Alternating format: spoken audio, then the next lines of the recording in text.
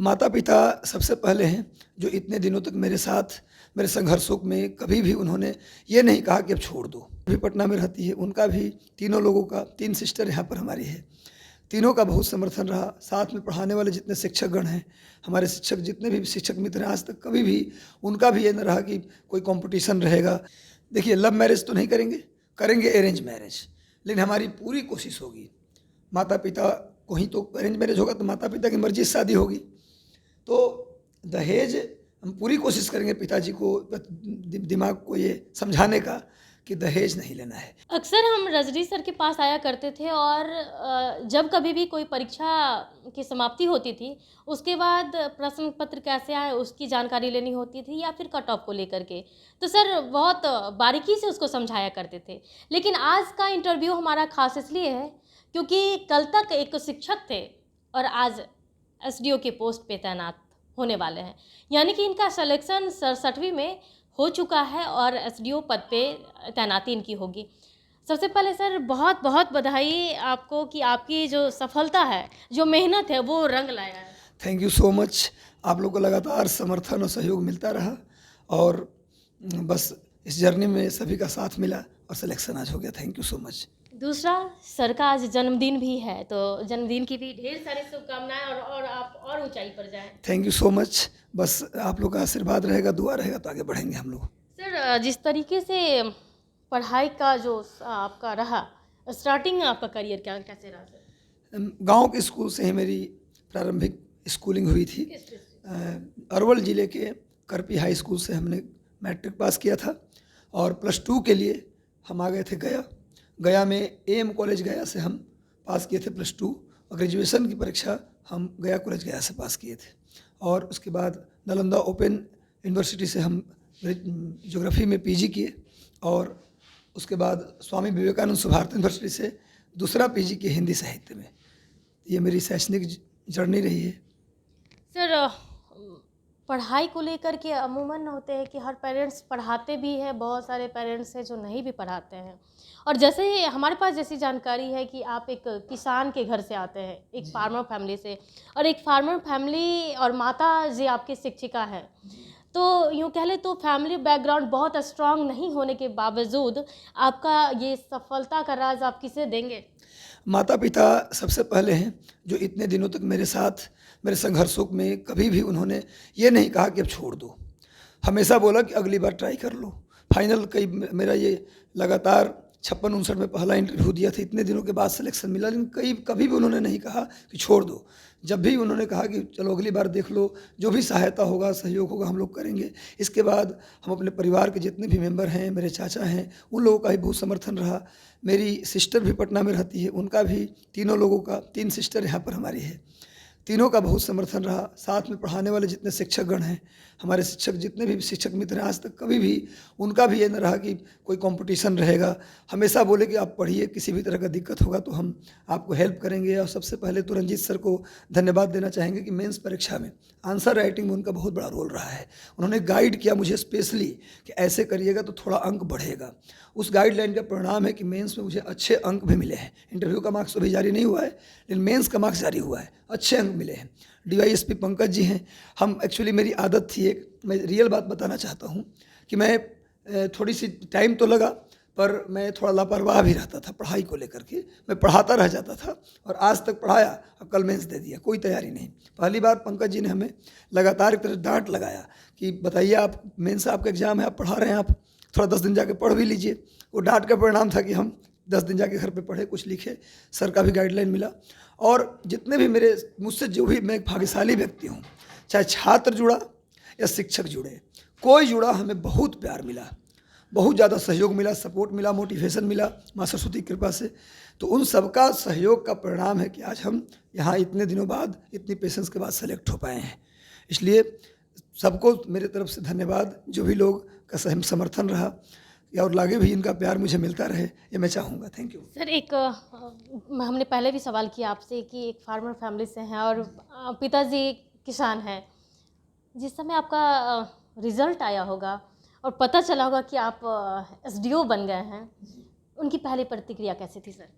उनकी प्रतिक्रिया थी, पिताजी हमें तो फ़ोन किए हम पढ़ा रहे थे, क्लास ले रहे थे, बोले कि जल्दी आ जाइए घर पे।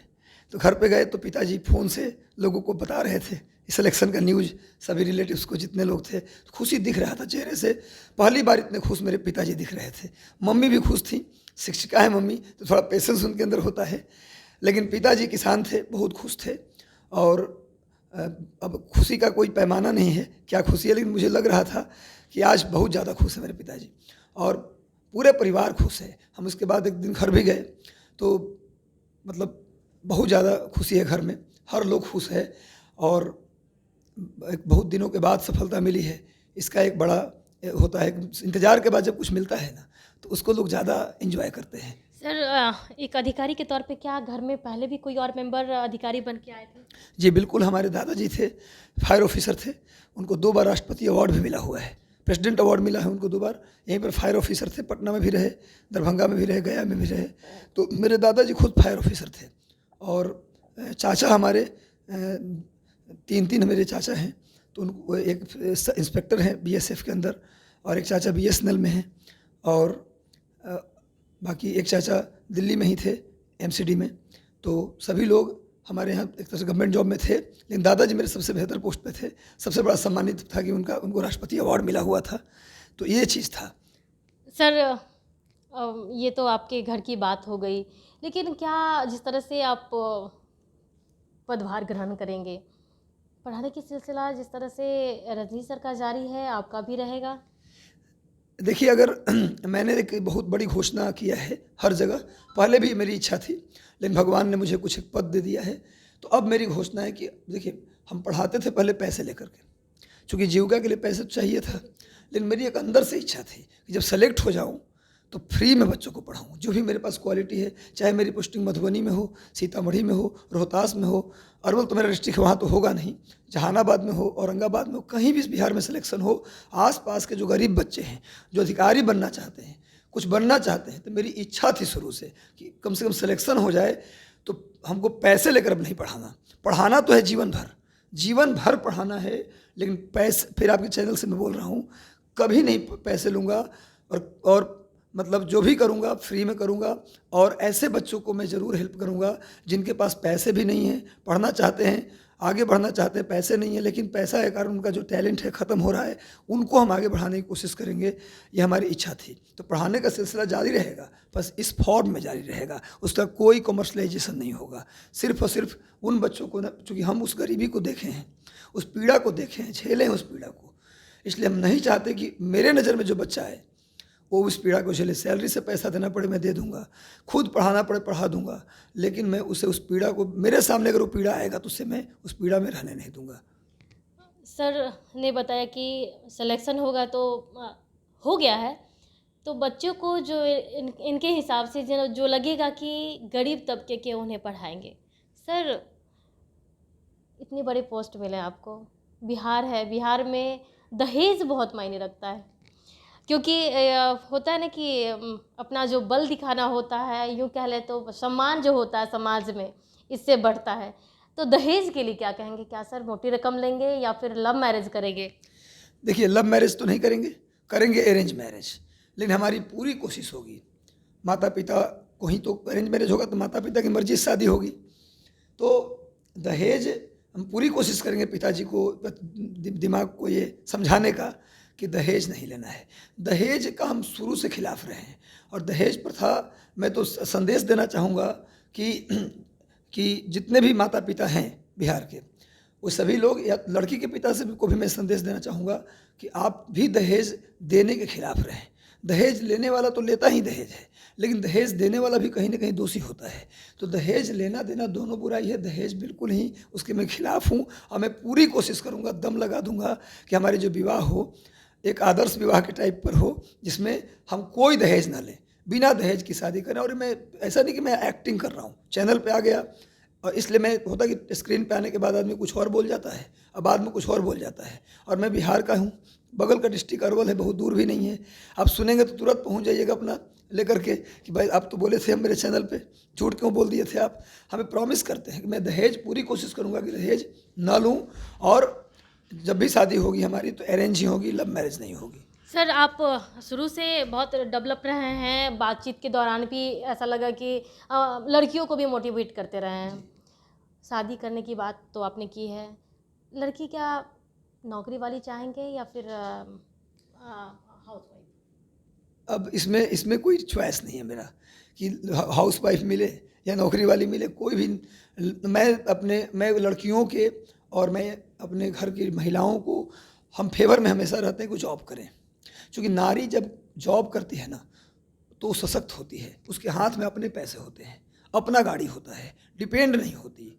तो मैं चाहूँगा कि शादी अगर बेरोजगार लड़की से भी हो तो उसकी नौकरी बाद में हो, वो नौकरी करें, क्योंकि अपना पैसा होगा, अपनी गाड़ी होगी, तो एक अलग सशक्तिकरण होगा, एक अलग अधिकार से वो हमारे परिवार में रहेंगी। तो मैं ज़रूर चाहूँगा, मैं ही नहीं चाहूँगा, मैं संदेश देना चाहूँगा हर वो स्टूडेंट को जो सेलेक्ट हो रहे हैं, अगर आपकी पत्नी नौकरी में है तो अच्छी बात है, नहीं भी है तो अगर पढ़ना चाहती है, तैयारी करना चाहती है तो उसे पढ़ाएं, आप उसे पूरी स्वतंत्रता दें, आज़ादी दें।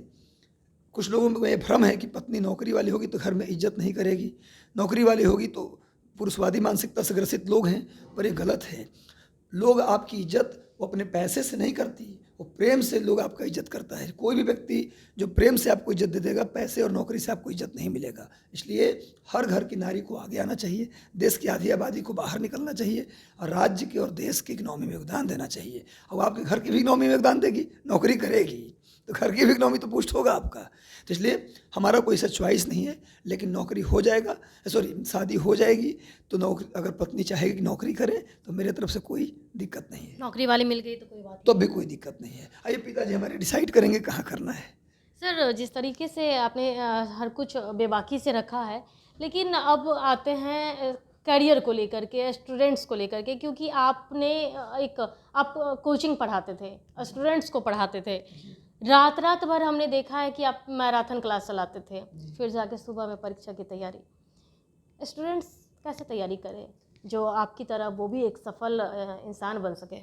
सबसे पहले तो है कि एक लाइन है, करत करत अभ्यास की जड़मति होत सुजान, रसरी आवत जात सिल पर परत निशान। बिहार का हर बच्चा बरदराज की कहानी पढ़ा होगा। देखिए, सबसे पहली बात अभ्यास की है, अब इस फील्ड में टिके रहने की है। इस फील्ड में धैर्य की परीक्षा होती है। सिविल सर्विसेज की तैयारी में जितना ज़्यादा आपके अंदर पेशेंस है, लगातार जूझने की शक्ति है, उतना ज़्यादा सफल होने की संभावना है। तो सबसे पहले जो बच्चे एक प्रीलिम देकर फेल होकर के हताश निराश हो जाते हैं या इंटरव्यू से बाहर होकर हताश हो जाते हैं कि अभी हमसे नहीं होगा, हम किसी और फील्ड में चले जाते हैं, देखिए लक्ष्य मत बदलिए, लक्ष्य पाने के तरीके ज़रूर बदलिए। यदि आप सफल नहीं हुए इस तरीके से तो अगला तरीका अपनाइए, लेकिन जब तक आपका उम्र बचा है, पेशेंस के साथ लगातार आप लगे रहिए, तैयारी करते रहिए। पहला तो मूल मंत्र ये है। दूसरा मूल मंत्र है कि कम पढ़ें लेकिन बार बार पढ़ें, अभ्यास जरूरी है, मतलब रिवीजन मस्ट इम्पॉर्टेंट। मतलब अगर कई लड़के ऐसे होते हैं इस फील्ड में कि पॉलिटी के लक्ष्मीकांत ले लिए, पॉलिटी के लिए डी बसु भी ले लिए, सुभाष कश्यप भी ले लिए। अरे पॉलिटी तो पॉलिटी है, संविधान तो संविधान है, मौलिक अधिकार 6 हैं तो 6 ही रहेंगे तो सभी किताबों में, मौलिक कर्तव्य 11 है तो हर जगह 11 रहेगा। तो कोई एक किताब जो आइडियल है, जिसको लोग फॉलो करते हैं, उसको आप ले लीजिए। हिस्ट्री के लिए स्पेक्ट्रम ले लीजिए आप, और बिपिन चंद्रा का आधुनिक भारत का इतिहास आता है वो ले लीजिए। इसके अलावा आप ज्योग्राफी के लिए आप NCERT 9, 10, 11, 12, महेश कुमार बड़वाल का समग्र भूगोल, इसके अलावा माजिद हुसैन का भारत का भूगोल आप फॉलो कर सकते हैं। आ जाइए आप इस पे साइंस पे आ जाइए, तो साइंस में 9th और 10th का NCERT आप अच्छे से कर लीजिए। घटना चक्र का उसका वॉल्यूम आता है प्रीवियस पेपर का, उसको अच्छे से कर लीजिए।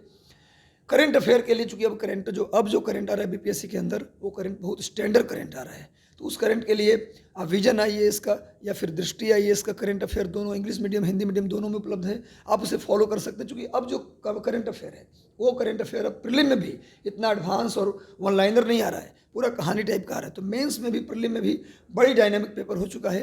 इसलिए आप चाहेंगे कि छोटे छोटे जो मार्केट में वार्षिक करंट अफेयर आया है उसको पढ़ के स्पीडी पढ़ के पास कर जाए, तब इम्पॉसिबल है। इसको आप खेल मतलब समझिए, सीरियस लीजिए थोड़ा सा, और सभी विषयों के एक एक बुक फॉलो कीजिए और उसको बार बार पढ़िए।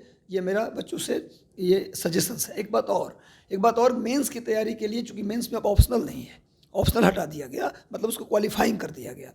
तो अब निबंध का पेपर है, तो विद्यार्थी जो तैयारी कर रहे हैं, अब बीपीएससी का एक नया ट्रेंड आया कि प्रीलिम और मेंस के बीच मात्र 3 महीने का गैप दे रहे हैं, 2 महीने का। तो कोई ये सोचता है कि प्रीलिम के बाद मेंस की तैयारी करें, इट इज़ इम्पॉसिबल। ये सब पॉसिबल नहीं है। आप प्रीलिम की तैयारी के दौरान ही हर दिन कम से कम एक निबंध, हर दिन एक ऐसे आप रोज़ लिख जाइए, चाहे कहीं से सोर्स मिले आपको। दूसरा, जीएस फर्स्ट पेपर का एक आंसर, जीएस सेकंड पेपर का एक आंसर, अब प्लस एक डीआई का बहुत बड़ा रोल है बीपीएससी में। डीआई मतलब डाटा इंटरप्रिटेशन, यानी बार ग्राफ, पाई चार्ट, गणित होता है, उसमें मैथमेटिक्स में पूरा नंबर मिलता है। इस बार मुझे भी 72 में 70 मिला है। डीआई में 72 नंबर में मात्र 2 नंबर काटा है, वो भी मेरी गलती थी, अंतिम में 10 से भाग नहीं दिया था, वरना 72 में 72 था। बहुत बड़ा रोल प्ले करता है, डीआई को इग्नोर ना करें। डीआई आप अच्छे से बनाएं, निबंध में आप बहुत बड़ा गेन ले सकते हैं, तो निबंध को अच्छे से करें। और करेंट अफेयर में यदि विजन आईएएस की मैगजीन फॉलो करेंगे तो प्रीलिम मेंस हर जगह आपकी तैयारी उससे हो जाएगी। तो आप लगातार मेहनत करते रहें, रिवीजन खूब करें, राइटिंग प्रैक्टिस डेली, एक निबंध 2 आंसर रोज लिखें, एक डीआई रोज बनाएं, फिर से बोल दिया मैं, इसको करें और पेशेंस से लगे रहें। और प्रीलिम फेल कर जाए, मेंस फेल कर जाए या इंटरव्यू फेल कर जाए, कोई फ़र्क नहीं पड़ता। जिस दिन आपका दिन आएगा, समय आएगा, आप एसडीएम बनेंगे, टॉप लेवल का पद आपको मिलेगा। यही मेरा बच्चों से संदेश है। एक और एग्जाम्पल देना चाहता हूँ। हिमा दास हमें हमेशा प्रेरित करती थी। हिमा दास फटा हुआ जूता पहनकर माड़ भात खा करके नेशनल चैंपियन बनी, तब हिमा दास पर लोगों को नज़र पड़ा। फटा जूता पहन के दौड़ती थी, आज एडिडास का ब्रांड एम्बेसडर है। तो ये कई ऐसी बातें हैं जो लगता है कि यार कुछ लोग घबरा जाते हैं कि एक टाइम का खाना मिल रहा है। हम कहते हैं एक टाइम खाओ, पर पढ़ाई के दौरान कोई जॉब मत कीजिए। हमारा जो इतना टाइम लगा ना, इसके पीछे मैं सही वजह बता देता हूँ, ये टीचिंग।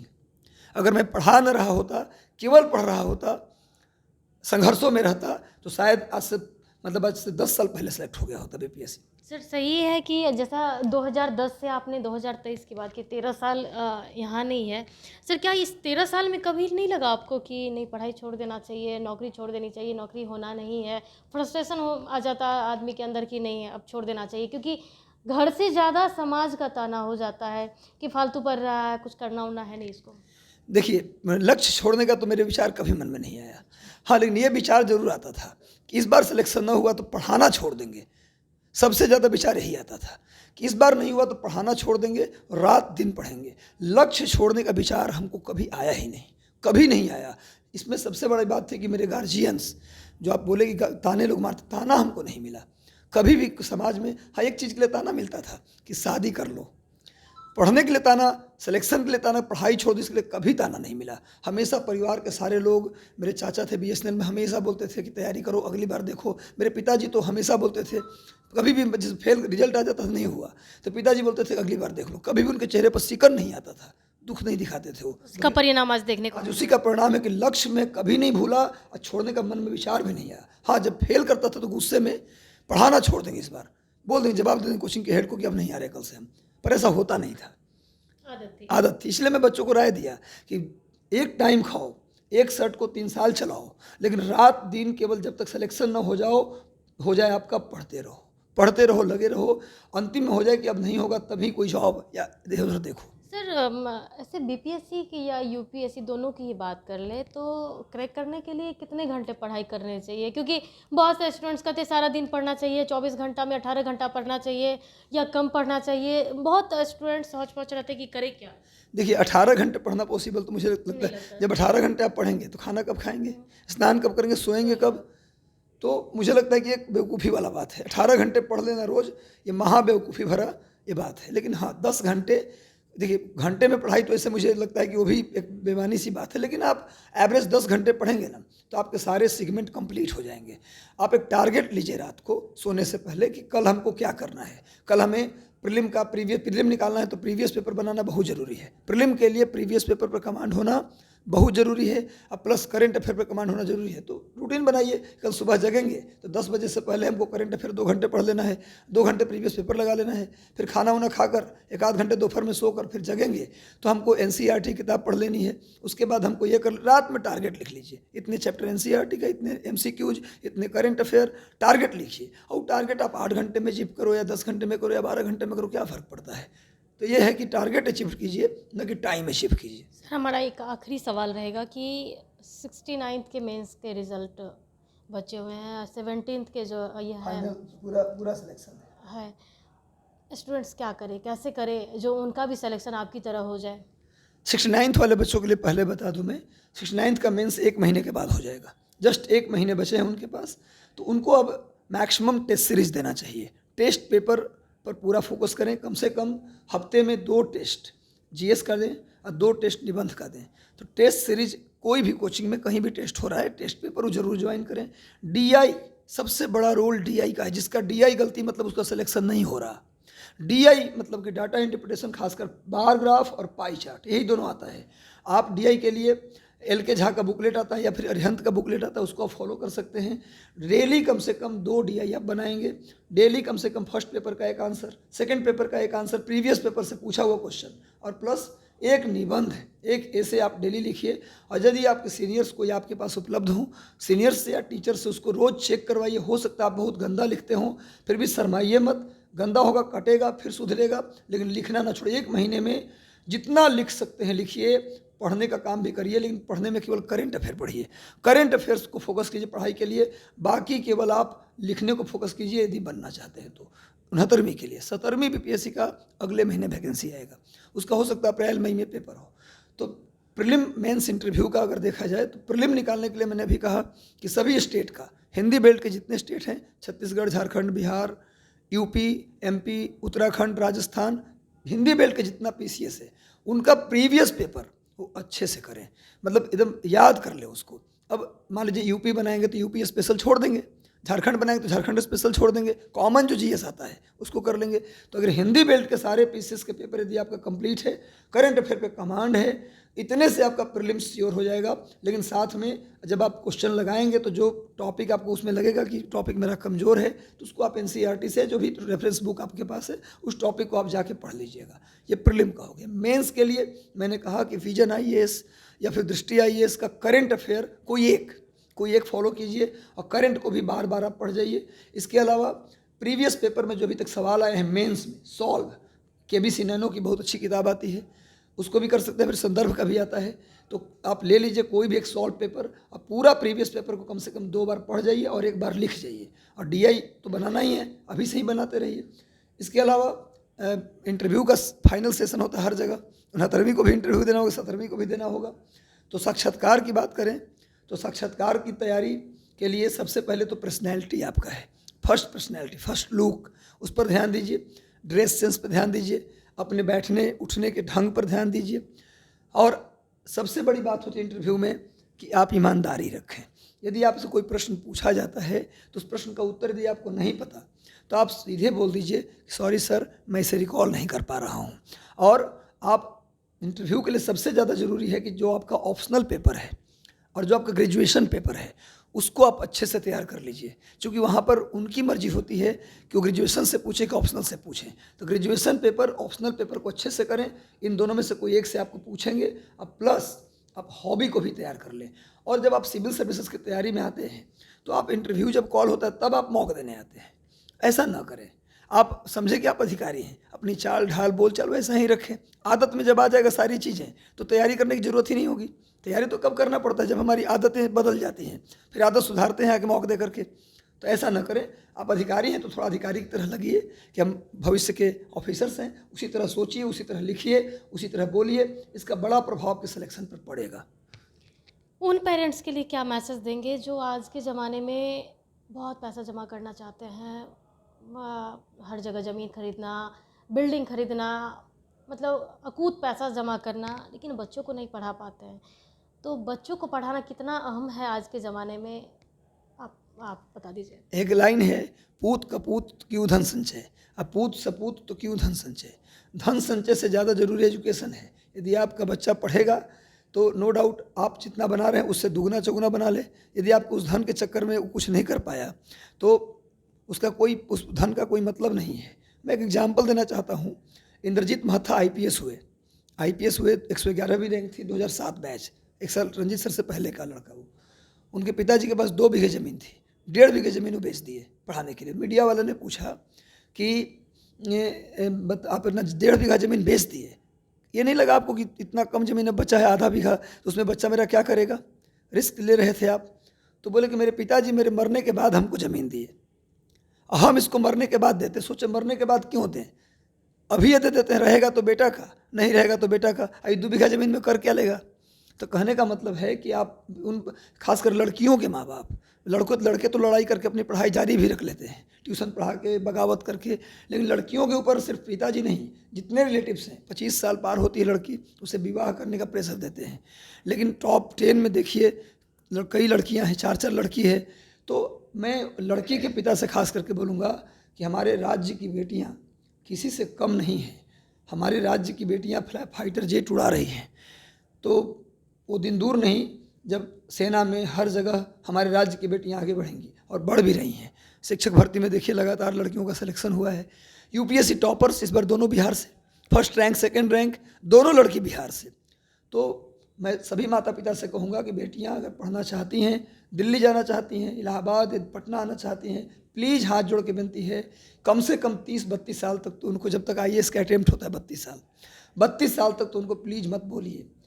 अगर 32 साल की हो गई तो आपको डर लगता है शादी विवाह का कि शादी नहीं होगा, ये होगा, तो घबराइए मत। आपकी बेटी इतनी पढ़ लिख जाएगी 32 साल में, इतनी ज़्यादा सेल्फ डिपेंडेंट हो जाएगी कि सिलेक्शन अगर गलती से नहीं भी हुआ तो इतनी बेहतर होगी, उसके लिए वर्क का दिक्कत नहीं होगा, शादी उसकी तो हो ही जाएगी। इसलिए प्लीज़ अपनी बेटियों को घर से निकालिए, उनको पढ़ने दीजिए, उनके सपनों को मत मारिए, मेरा ये कहना है, क्योंकि हमारे कल हैं वो।